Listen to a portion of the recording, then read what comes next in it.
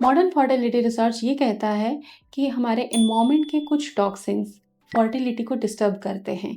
इसकी वजह से पीसीओएस की कंडीशन बढ़ना, हार्मोनल इम्बैलेंस बढ़ना, आईवीएफ का फेल होना, इम्प्लांटेशन फेलियर, ऐसे बहुत सारी चीज़ें हम देखते हैं।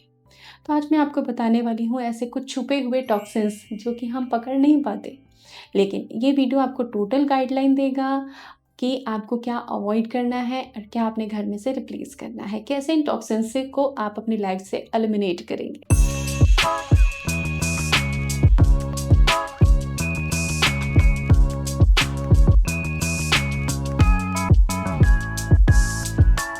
Hello and welcome again to Prerna's fertility care. BPA एक एंडोक्राइन डिसरप्टर है जो एस्ट्रोजन को मिमिक करता है और इस तरीके से हार्मोनल इम्बैलेंस क्रिएट करता है बॉडी में।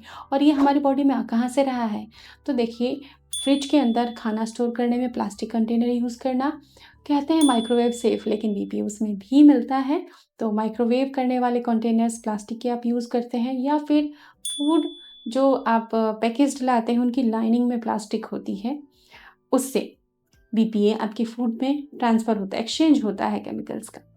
तो इस तरीके से बीपीए आपके फूड में आता है और आपके एंडोक्राइन ग्लैंड्स को जाके डिस्टर्ब कर देता है। तो प्लास्टिक को अपने किचन से अलविदा कह दीजिए। प्लास्टिक की बॉटल्स का भी इस्तेमाल मत कीजिए। Steel is a better option और वो टूटता भी नहीं है कांच की तरह, तो आप स्टील को अडॉप्ट कीजिए और हो सके तो कांच को अडॉप्ट कीजिए। पेस्टिसाइड रेजिड्यूज़, पेस्टिसाइड खा रहे हैं हम लोग, पता है कैसे? नॉन ऑर्गेनिक फूड, वेजिटेबल, अनाज, फल, मोस्टली ये मार्केट में वही ज़्यादा बिक रहे हैं, क्योंकि ऑर्गेनिक तो बहुत कॉस्टली हो जाते हैं और इजीली अवेलेबल भी नहीं, क्योंकि उनका प्रोडक्शन भी इतना ज़्यादा नहीं है। तो अगर हम सब्ज़ी, फल, अनाज को सही से प्रोसेस करके नहीं खाते हैं तो बहुत सारे केमिकल खा रहे हैं और वो बॉडी में जाके लीवर हेल्थ डिस्टर्ब करते हैं और हार्मोनल इम्बैलेंस करते हैं। तो अनाजों को, दालों को सोख करके खाइए, सोख करके पकाइए उनको। सब्ज़ी, फलों को थॉरोली धो लीजिए, विनेगर और बेकिंग सोडा यूज़ करके उनको प्रॉपर वॉश कीजिए फलों और सब्जियों को, ताकि केमिकल रेजिड्यूज एब्जॉर्ब हुए हैं उनकी स्किन पर वो निकल जाए और आप सेफ रहें। कोशिश करेंगे तो हम पेस्टिसाइड नहीं खाएंगे। कॉस्मेटिक एंड फ्रेग्रेंसेस, इत्र कहें या डिओड्रेंट कहें, परफ्यूम्स हम यूज़ करते हैं, कॉस्मेटिक्स हल्के फुल्के भी अगर हम यूज़ करते हैं तो उनमें थैलेट्स आते हैं। जनरली सेंट्स में, परफ्यूम्स में, नेल पेंट्स में, हेयर स्प्रे में, इन सब चीज़ों में थैलेट्स पाए जाते हैं और ये रिप्रोडक्टिव हार्मोन को डिस्टर्ब करते हैं, ओवेरियन फंक्शन को डिस्टर्ब करते हैं। तो थैलेट से बचना है तो थोड़ा कॉस्मेटिक चीज़ों में आप नेचुरल पर आ जाएं। कोशिश करें कि जो भी कॉस्मेटिक प्रोडक्ट यूज़ कर रहे हैं ना, फ्रेग्रेंस फ्री हो। अगर फ्रेग्रेंस फ्री है तो केमिकल उसमें कम है। कई बार हम पढ़ते हैं कि पालक सीवेज वेस्ट में उगाई जा रही है, तो ऐसे ही पानी के साथ में, मछलियों के साथ में, चिकन के साथ में और हरी पत्तेदार सब्जियों जो शहर की पेरीफेरी पर सीवेज वेस्ट वाले वाटर को रिसाइकल करके उगाई जाती हैं, उनसे हम हैवी मेटल ले लेते हैं।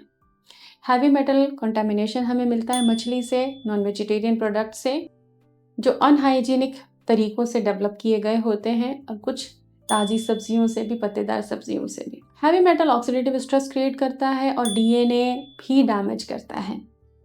तो कोशिश करें कि कुछ ऐसी चीज़ें हैं जिनको कि हम ऑर्गेनिक घर में उगा सकते हैं। पालक और पत्तेदार सब्जियां उनको घर में उगाएं या फिर ऑर्गेनिक चूज़ करें। हाई मरकरी फिशेस का इस्तेमाल ना करें और इंश्योर करें कि जो पत्ती वाली सब्जियां हम खरीद रहे हैं, जो ताज़ी होती हैं, पेरिशेबल होती हैं, जल्दी से जल्दी सप्लाई में आती हैं, वो साफ़ पानी से उगाई गई हो, नोन सोर्सेज से उनको मंगाइए। खाने के अंदर आप फूड कलर डालते हैं, टेस्ट एनहांसर्स डालते हैं, आर्टिफिशियल फ्लेवर्स डालते हैं, कलर्स डालते हैं, और जनरली ये बाहर के खाने में होता है। घर में भी कई बार हम बनाते हैं कोई चीज़ें तो बाहर जैसा दिखाने के लिए हम ये चीज़ें यूज़ करते हैं।